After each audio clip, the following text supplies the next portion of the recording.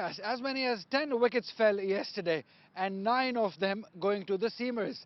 And there are more than one factor to that. A, being the brilliance of these three seamers, Ahmad Butt, Ali Raza and Shoaib Akhtar Jr. They use these conditions to their best. And if you look at these conditions, it's all green. And what they did was use the length perfectly. I want you to have a look at this length that they've used yesterday. They've been on target. They've been where they need to be on this such surface, hitting the right areas again and again, continuously and consistently. And that is the reason they've been very successful in the game yesterday on day one. Well, day two, sun is out, it's bright, it's sunny, and I've got Salman Butt alongside me, the former captain. He's all equipped. He's going to tell us what should be done today and what is going to happen and what batters need to do. Salman?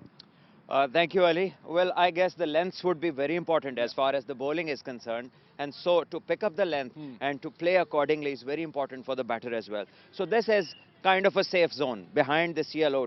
From us till yellow cone is a drivable length, but driving under your eyes, keeping it closer to your body is the key for the batters. The moment you go beyond this yellow cone till the red cone, from that crease becomes a bit of a vulnerable area where you would like to avoid driving the ball, play closer to the body. Do not think about, forcing the issue on such a length. But yes, if you go beyond this length, this red cone to green, this is an area which can be a scoring zone for the batters where the back foot adjustment can be made. Because the pitch is slow, it gives you time to play off the back foot, and that might be your scoring zone. And behind that is a no-go for the bowlers because it's too slow from the middle, and the batters get too much time to just rock back and pull it. It's asking to be hit. So these are the three zones, and I think for the bowlers, the key would be to make the batters play.